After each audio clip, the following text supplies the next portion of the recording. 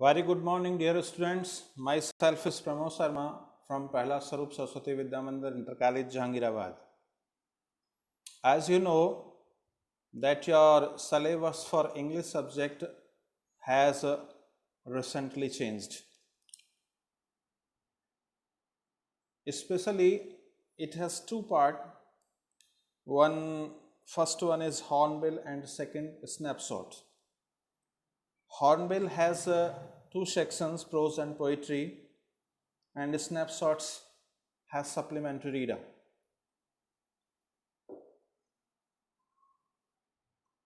In prose section, your first chapter is The Portrait of a Lady. Today, I am going to teach you this chapter, The Portrait of a Lady, written by Khushwant Singh. Mr. Khushwant Singh was a renowned Indian author, journalist, lawyer, and politician. He was born on 2 February 1915 at Hadauli in Punjab. He started his writings with the novel Train to Pakistan in 1956, and after it, he didn't see back.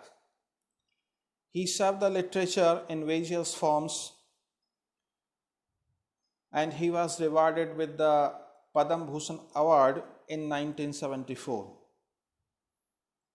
And at last, he died on 20th March 2014. तो खुशवंत सिंह एक बड़े सुविख्यात भारतीय लेखक, पत्रकार, वकील तथा राजनेता थे।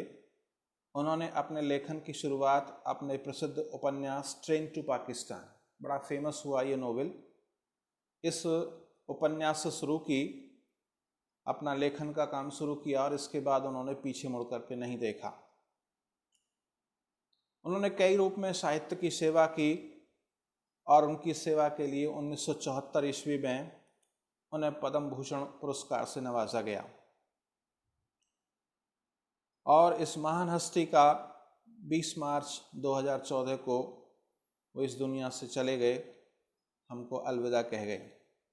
यहाँ पर जो आपका चैप्टर है the portrait of a lady, अगर हम इसका वर्ड मीनिंग देखें पोर्ट्रेट ऑफ ए लेडी का, it means graphic description of a lady in words.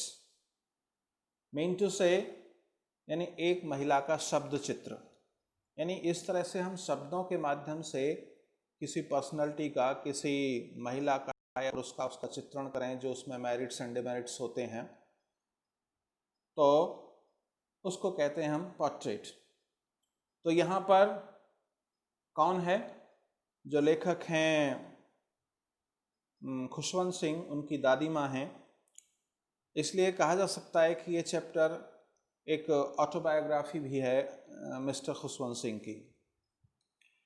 तो ये जो चैप्टर है आपका the portrait of a lady, Khushwant Singh की एक आत्मकथा का अंश है। इस पाठ के द्वारा वे अपनी दादी माँ के साथ अपने बचपन के दिनों की यादें ताज़ा करते हैं। उनका अपनी दादी माँ से जो संबंध है एक भारतीय परिवार के प्रेम तथा स्नेह की ऊंचाइयों को दर्शाता है। यानी एक इंडियन फैमिली में हमारे जो एक दूसरे से पारिवारिक संबंध होते हैं, तो इस चैप्टर में एक दादी का अपने पोते के साथ जो प्यार के रिश्ते हैं, प्रेम के रिश्ते हैं, उसकी ऊंचाइयों को दर्शाया है। यह पाठ एक दादी माँ के उस दर्द को भी प्रस्तुत करता है जो एक दादी माँ अपने पोते से बिछड़ने पर महसूस करती है। लेखक जब बड़ा हो जाता है, पहले उनके जो माता पिता थे शहर में थे, वो अपनी दादी के पास रहते थे खुशवंत सिंह, और बाद में उनको उनकी दादी के साथ शहर बुला लिया गया। तो इस पाठ में हम उन परंपराओं तथा रीति रिवाजों से भी अवगत होते हैं, जानते हैं, जिनका गांव में रहने वाली एक भारतीय महिला अनुसरण करती है। वो सारे रीति रिवाज जो हमारे भारतीय समाज में इस विशेष रूप से जो गांव में होते हैं, उनका रीति रिवाजों का उनकी दादी माँ अनुसरण करती हैं, उनको फॉलो करती हैं। लेखक ने उन सारी घटनाओं को बखूबी चित्रित किया है कि किस तरह से एक गांव में रहने वाली महिला, बूढ़ी महिला शहर के वातावरण में रहने लगी और कैसे उन्होंने अपने रोज़मर्रा की ज़िंदगी को शहर में जा कर के व्यवस्थित किया, जो कि उन्होंने कभी कल्पना भी नहीं की थी। तो ये हम कह सकते हैं कि थीम एक कथानक है चैप्टर का। अब इसके साथ ही हम क्या करेंगे, इसकी टेक्स्ट को पढ़ेंगे। आपके जो फ़ोटो में द पोर्ट्रेट ऑफ लेडी का जो पेज है, इसमें मैंने रेड पेन से पैराग्राफ चिन्हित किए हैं। उसके साथ साथ सबसे पहले मैं आपको फर्स्ट पैराग्राफ एक्सप्लेन कर रहा हूँ, वो आप देखेंगे। You will watch it carefully. My grandmother, like everybody's grandmother, was an old lady. She had been an old and wrinkled for the 20 years that I had known her. My grandmother, मेरी दादी माँ, was an old woman, एक बूढ़ी महिला थी। और कैसे बूढ़ी महिला थी? Like everybody's grandmother, यानी हर किसी की दादी माँ की तरह। जैसे सभी बच्चों की दादी माँ होती हैं, उस तरह से लेखक भी कहते हैं कि मेरी एक दादी माँ थी। She had been old, वह बूढ़ी थी, and wrinkled for the 20 years that I had known her. हाँ, wrinkled का मतलब झुर्रीदार चेहरा था, उनके चेहरे पर झुर्रियाँ पड़ी हुई थी। 20 years 20 वर्ष से that I had known her, जब से कि मैंने उनको जाना है। यानी जब लेखक कहते हैं कि जब से मैं अपनी दादी माँ को जानता हूँ, उस 20 वर्ष के समय में हमेशा मैंने क्या किया, उनके चेहरे पर झुर्रियाँ देखी। People said that she had once been young and pretty and had even had a husband. लोग कहते थे कि वो किसी समय में बड़ी सुंदर थीं, युवा थीं, and even had a husband, और उनके पति भी थे। But that was hard to believe. लेखक कहते हैं कि ये बात बड़ी यानी स्वीकार करने में, विश्वास करने में मुश्किल सी लगती है। लेखक को लगता है कि मेरी दादी माँ कभी जवान ही नहीं रही होंगी, कभी सुंदर ही नहीं रही होंगी, क्योंकि उन्होंने हमेशा अपनी दादी माँ को कैसे देखा, बहुत बूढ़ी के रूप में देखा, और ऐसे चेहरे के साथ जिस चेहरे पर हमेशा झुर्रियाँ पड़ी रहती हैं। तो लेखक को विश्वास नहीं होता लोगों द्वारा बताई गई बात पर। My grandfather's portrait hung above the mantelpiece in the drawing room. My grandfather's portrait, मेरे दादाजी का जो चित्र था, हंग लटका हुआ था, above the mantelpiece, कानस कहते हैं जो हमारी एक डोरी होती है, एक बोर्ड सा होता है। इन द ड्राइंग रूम यानी बैठक में, ड्राइंग रूम में, यानी ड्राइंग रूम में जो कानस बनी हुई थी उस पर दादाजी का एक चित्र लटका हुआ था। He wore a big turban and loose fitting clothes. वह क्या करते थे? एक बड़ी पगड़ी पहनते थे और ढीले सफ़ेद कपड़े पहनते थे। His long white beard covered the best part of the chest. His chest, उनकी जो लंबी सफ़ेद दाढ़ी थी वो हमेशा उनके छाती को ढकी रहती थी, इतनी लंबी दाढ़ी थी उनके दादाजी की। And he looked at least 100 years old. हाँ, और लेखक कहते हैं कि वो कम से कम 100 साल के अवश्य दिखते थे। He did not look the sort of person who would have a wife or children. He did not look, वह नहीं दिखते थे, the sort of a person, sort का मतलब kind, प्रकार के, of a person, एक ऐसे व्यक्ति who would have wife or children, जिसकी कभी पत्नी रही हो, जिसके कभी बच्चे रहे हों। तो लेखक को विश्वास नहीं होता कि मेरे दादाजी के कभी बच्चे भी रहे होंगे, पत्नी भी रही होंगी। He looked as if he could only have lots and lots of grandchildren. वे हमेशा ऐसे दिखते थे जैसे कि उनके बहुत सारे पोते पोतियाँ हों। As for my grandfather, being young and pretty, the thought was almost revolting. हाँ, as for my grandfather, यानी मेरे दादाजी का जहाँ तक सवाल है, being young, जवान होने का और सुंदर होने का, the thought was almost revolting, यानी यह विचार मात्र ही क्या है, घृणास्पद है। लेखक को विश्वास नहीं होता, उनको समझ नहीं आता। She often told us of the games she used to play as a child. यानी अपनी दादी माँ के विषय में कहते हैं लेखक, She often told us the games, वह प्राय टोल्ड बताया करती थी, द गेम्स, खेलों के विषय में, She used to play, जिनको वो खेला करती थी, एज ए चाइल्ड, एक बच्चे के रूप में। That seemed quite absurd and undignified on her part. That seemed, जो प्रतीत होते थे, लगते थे, quite absurd, बड़े असंगत, एंड अनडिग्निफाइड और असम्मानित ऑन हर पार्ट, उनके पर्सनलिटी पर, उनके व्यक्तित्व पर। एंड लेखक कहते हैं कि जिन खेलों के विषय में हमारी दादी माँ हमको बताती थीं तो वो उनके जैसे व्यक्तित्व पर बड़े असंगत और असम्मानित लगते थे। And we treated it like the fables of the prophets she used to tell us. And we treated, और हम उनको मानते थे, इट, इसको, द फेबल्स, लघु कथाओं की तरह, ऑफ द प्रोफेट्स, जो कि धर्म प्रवर्तकों द्वारा बताई जाती हैं, she used to tell us, जो कि हमें सुनाया करती थी। यानी लेखक को अपनी दादी माँ के द्वारा खेले गए खेलों के बारे में विश्वास नहीं होता और कहता है कि वो उनके व्यक्तित्व पर अच्छे नहीं लगते, और मानता है कि वो खेल ऐसे थे जैसे कि दादी माँ हमें बहुत से धर्म प्रवर्तकों की कहानियाँ सुनाई करती थीं, और वो कहानियाँ कैसी लगती थीं? लघु कथाओं की तरह लगती थीं। तो इसी के साथ आपका फर्स्ट पैराग्राफ पूरा हुआ। सेकंड वन, दूसरा देखेंगे। She had always been short and fat and slightly bent. She had always been short, वह हमेशा कैसी थी? शॉर्ट माने नाटे कद की, फैट मोटी, एंड स्लाइटली बेंट, और थोड़ी सी झुकी हुई भी थी। हाँ, her face was crisscross of wrinkles running from everywhere to everywhere. Her face, उनका चेहरा, वाज ए क्रिस्टस, एक आड़ी तिरछी, ऑफ रिंकल्स यानी झुर्रियों के साथ था, running from everywhere to everywhere, जो कि इधर से उधर को दौड़ती हुई प्रतीत होती थी। कहने का मतलब उनका चेहरा बहुत प्रकार की झुर्रियों से भरा हुआ था, इधर से उधर आड़ी तिरछी झुर्रियाँ पड़ी हुई थी उनके चेहरे पर। No we were certain she had always been as we had known हर।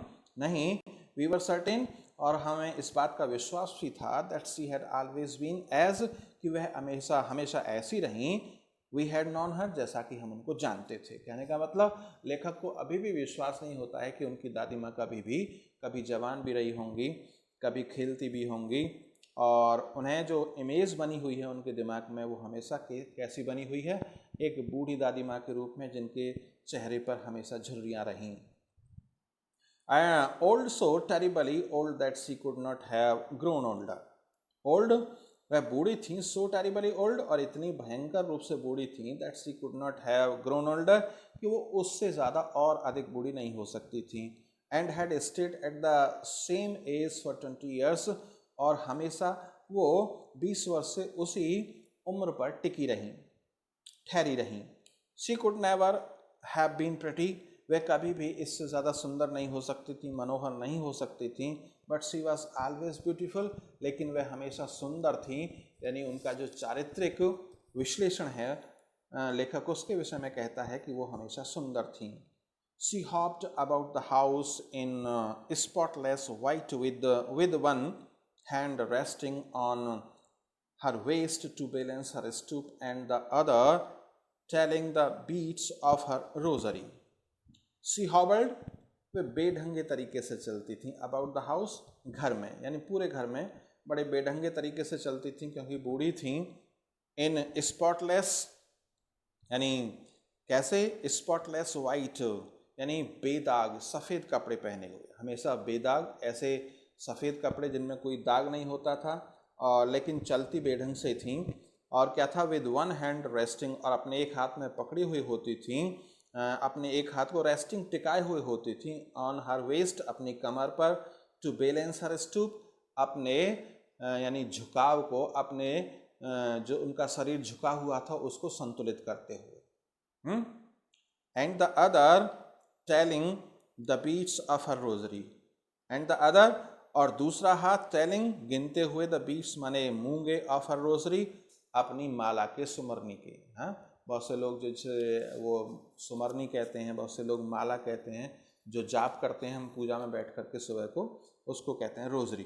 तो एक हाथ तो हमेशा उनका कहाँ रहता था? अपनी कमर पर रहता था, जिससे कि वो अपने झुके हुए शरीर का संतुलन बनाती थी, और दूसरा हाथ हमेशा उनकी माला पर रहता था और माला के मूंगे गिनते रहता था। हर सिल्वर लॉक्स वर स्किटर्ड अनटेडली ओवर हर पेल पकर्ड फेस। हर सिल्वर लॉक्स, उनके जो सफ़ेद बालों का गुच्छा था, वर स्कैटर्ड, बिखरा हुआ रहता था, अनटेडली, बेतरतीब तरीके से, ओवर हर पेल, उनके पीले पकड़ फेस, झुर्रियोंदार चेहरे पर। And her lips constantly moved in A inaudible prayer.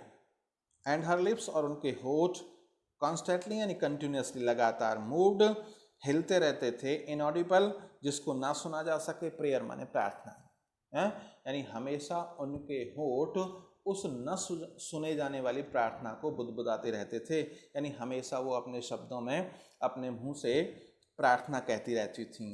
Yes she was beautiful, हाँ वह बड़ी सुंदर थी। She was like the winter landscape in the mountain. She was like, कैसी थी वो, की तरह थी, किसकी तरह थी, लैंडस्केप क्या होता है, नेचुरल ब्यूटी कह सकते हैं, नेचुरल सीनरीज कह सकते हैं, यानी प्राकृतिक दृश्यों की तरह सुंदर थी। इन द माउंटेन्स, जो कि पर्वतों पर होते हैं, हाँ, यानी कहने विंटर शब्द डाला लेखक ने जानबूझ करके, इसका मतलब क्या हुआ, यानी सर्दी के मौसम में पर्वतों पर जैसी सुंदरता होती है प्राकृतिक दृश्य की, क्योंकि वहाँ पर क्या होते हैं, बर्फ पड़ती है, चारों ओर सफ़ेदी होती है बर्फ़ की, तो ऐसी सुंदरता उनके शरीर की दिखती थी। An expanse of pure white externally breathing peace and contentment, और ऐसी सफ़ेदी की सुंदरता हमेशा बिखरी हुई हो, और सेरेनिटी का मतलब विश्रांति हो, ब्रीथिंग पीस एंड कंटेंट, ऐसे व्यक्ति की जो कि हमेशा शांति से और किससे, संतुष्टि के भाव से भरा हुआ हो। तो आपका सेकंड पैराग्राफ पूरा हुआ। अगला पैराग्राफ देखेंगे, third one. My grand mother and I were good friends. मैं और मेरी दादी माँ बड़े अच्छे मित्र थे, बड़े घने दोस्त थे, क्लोज फ्रेंड्स थे कह सकते हैं। My parents left me with her when they went to live in the city and were constantly together. My parents, मेरे माता पिता ने, लेफ्ट मी, मुझको छोड़ दिया, विद हर, उनके साथ, when they went to live, जब वो गए रहने के लिए, इन द सिटी, शहर में, यानी उनके माता पिता जब शहर में काम करने के लिए, नौकरी करने के लिए गए, तो लेखक को अपनी दादी माँ के साथ घर पर ही, गांव में ही छोड़ गए। और कहते हैं वी वर कॉन्स्टेंटली टुगेदर, और इस तरीके से लेखक बताते हैं कि मैं अपनी दादी माँ के साथ लगातार रहा गांव में। She used to wake me up in the morning, वह हमेशा सुबह को मुझे जगाया करती थी, and get me ready for school, और हमेशा विद्यालय के लिए तैयार किया करती थी। She said her morning prayer in a monotonous sing-song while she bathed and dressed me, in the hope that I would listen and get to know it by heart. She said, वह बोलती रहती थी, कहती रहती थी, सुनाती रहती थी, हर मॉर्निंग प्रेयर, अपनी जो प्रातःकालीन प्रार्थना होती थी, इन ए मोनोटोनस सिंग सॉन्ग, यानी ऊंची और नीची होती हुई आवाज़ के सुर में, हैं, जैसे हम गाना गाते हैं तो उसमें गाने में क्या होता है, आरोह भी होता है, अवरोह भी होता है, कभी हम गाने को खींच कर भी गाते हैं, कभी हम स्लो वॉइस में भी गाते हैं, तो ऐसी आवाज़ में एक निरंतर वातावरण में वो गाती रहती थी। कब गाती रहती थी, while she bath and dressed me, जब वो मुझको नहलाती थी और मुझे कपड़े पहनाती थी, इन द होप, इस आशा से, और क्यों गाती रहती थी, that I would listen and get to know it by heart, कि मैं उस गीत को सुनता रहूं, उस प्रार्थना को सुनता रहूं और उसको हृदय से याद भी कर लूं, रट भी लूं। I listened because I loved her voice but never bother to learn it. लेखक कहते हैं आई लिसन, मैं सुनता था, because I loved her voice, क्योंकि मुझे अपनी दादी माँ की आवाज़ बड़ी अच्छी लगती थी, उस आवाज़ को मैं प्रेम करता था, but never bother to learn it, लेकिन मैंने कभी भी उस प्रार्थना को याद करने के लिए चिंता नहीं की। Then she would fetch my wooden slate which she had already washed and plastered with yellow chalk. Then she, और फिर वे would fetch, लाती थी, my wooden slate, मेरी कौन सी, लकड़ी वाली स्लेट, यानी तख्ती कहते हैं जिसको हम, which she had already washed, जिसको कि वह हमेशा धो चुकी होती थी, and plastered with yellow, और चौक, और जिसको कि वो यानी पीले चौक से पोत देती थी, यानी जिसको हम कहते हैं मुल्तानी मिट्टी से पोत देती थी। और क्या था, ए टिनी चिल्ड्रन इंक पॉट, और एक छोटी सी, ए टिनी अर्थन इंक पॉट, और एक छोटी सी क्या लाती थी वो, मिट्टी की बनी हुई दवात लाती थी, स्याही की दवात, एंड रेड पेन, और एक लाल पेन भी देती थी मुझको। और क्या, tie them all in bundle, और इन सारी चीज़ों को गट्ठर में बांध देती थी, and hand it to me, और वो मुझे दे दिया करती थी। After a breakfast of thick stale of chapati with a little butter and sugar spread on it, after a breakfast यानी नाश्ते के बाद। और क्या होता था इस नाश्ते में? एक मोटी स्टिल बासी चपाती रोटी। हाँ, यानी लेखक का जो सुबह को नाश्ता होता था, वो नाश्ता किसका होता था? एक मोटी बासी रोटी का, विद ए लिटिल बटर, जिस पर कि थोड़ी सी क्या, बटर मक्खन लगा होता था, and sugar spread on it, और उस पर थोड़ी सी शुगर यानी चीनी वो बिखेर देती थी। और उसके बाद क्या होता था? वी वेंट टू स्कूल, और उसके बाद हम विद्यालय चले जाते थे। She carried several stale chapatis with her for the village dogs. She carried, वे लेकर के जाती थीं, सेवरल अनेक स्टील बासी चपातीज रोटी विद हर अपने साथ, फॉर द विलेज डॉग्स, गांव के कुत्तों के लिए। गांव के कुत्तों के लिए अपने साथ वो बहुत सारी बासी रोटी लेकर के जाती थी। तीसरा पैराग्राफ समाप्त हुआ आपका। फोर्थ देखेंगे। My grandmother always went to school with me because the school was attached to the temple. My grandmother, मेरी दादी माँ, ऑलवेज हमेशा वेंट टू स्कूल, विद्यालय को जाती थी, विद मी, मेरे साथ, because the school was attached to the temple, क्योंकि लेखक का जो विद्यालय था वो बिल्कुल किससे? मंदिर से सटा हुआ था, लगा हुआ था। The priest taught us the alphabet and the morning prayer, और वहाँ का जो पुजारी था वो क्या करता था? यानी अल्फाबेट, वर्णमाला, और सुबह की प्रार्थना क्या करता था? सिखाता था, पढ़ाता था। While the children sat in rows on either side of the veranda singing the alphabet or the prayer in a chorus. While the children, जबकि बच्चे, sat in rows, कतार में बैठ जाते थे, पंक्ति में बैठ जाते थे, on either of the veranda, यानी वरांदे के किसी भी साइड को, किसी भी दिशा को, सिंगिंग, गाते हुए, द अल्फाबेट्स, वर्णमाला को, और द प्रेयर या प्रार्थना को, इन ए कोरस, सामूहिक रूप में। सामूहिक रूप का मतलब, कोरस का मतलब होता है समूह में गाना, बहुत सारे बच्चे एक साथ गाते हैं, जैसे अपने प्राइमरी स्कूल्स में होता है ना, पहाड़े बोलते हैं एक साथ मिलकर के, वर्णमाला बोलते हैं, ABCD वगैरह, तो इस तरह से होता था। My grand mother said in side reading the scriptures.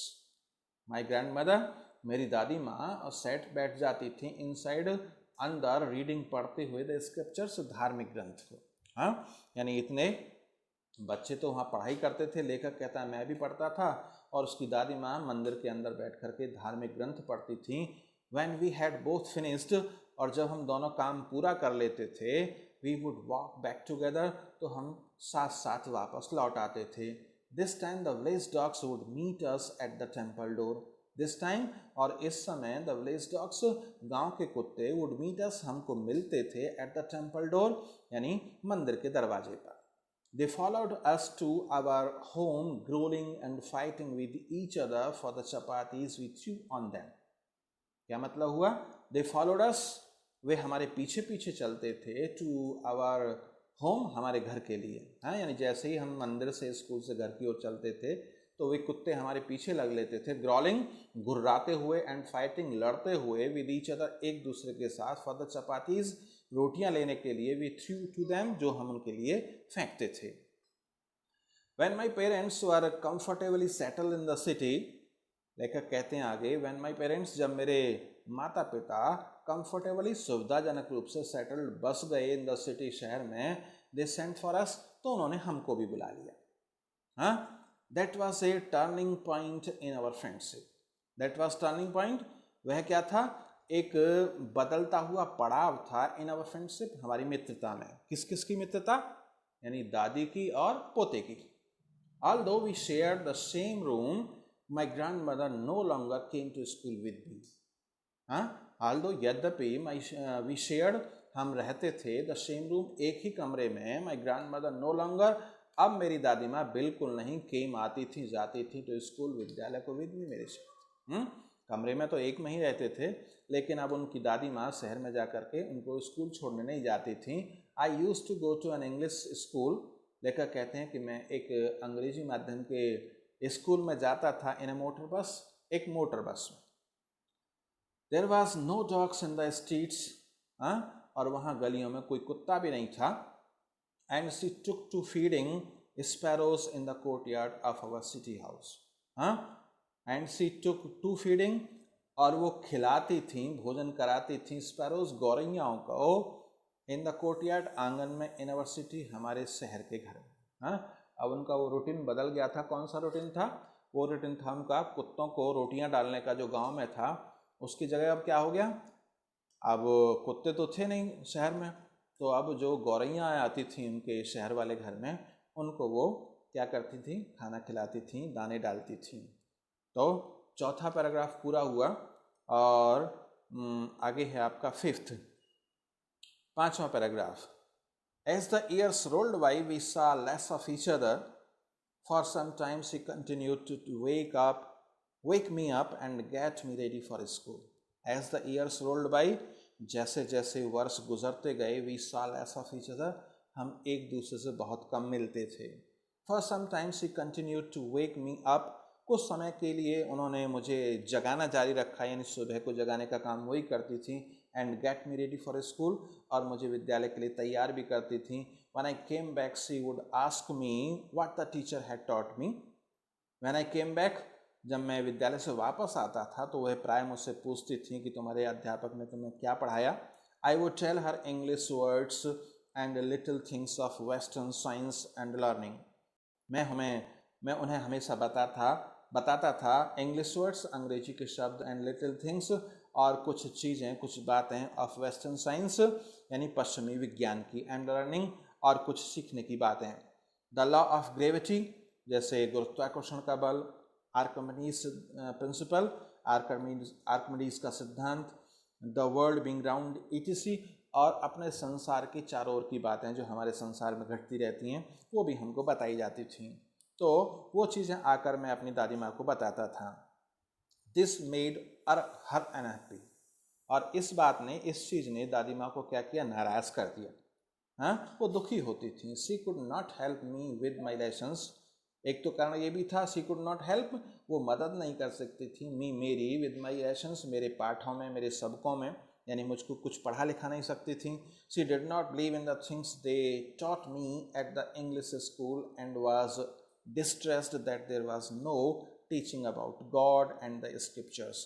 She did not believe, वह विश्वास नहीं करती थी, इन द थिंग्स, इन बातों में, इन सिद्धांतों में, इन पढ़ाई की बातों में, they taught at the English school, जो कि मुझको वो अंग्रेजी माध्यम के विद्यालय में पढ़ाते थे, एंड वाज डिस्ट्रेस्ड, और वो परेशान भी होती थी, दुखी भी होती थी, that there was no teaching about God, कि भगवान के विषय में, यानी धर्म ग्रंथ के विषय में कोई भी वहाँ पर पढ़ाई नहीं होती, एंड द स्क्रिप्चर्स, और धर्म ग्रंथ पढ़ाई भी नहीं जाते। वन डे आई अनाउंस्ड, एक दिन मैंने बताया, अनाउंस्ड का मतलब घोषणा की, घोषणा करने से मतलब बताया, that we were being given music lessons, कि हमको अब क्या किया जा रहा है, संगीत की कक्षाएं दी जा रही हैं, संगीत सिखाया जा रहा है।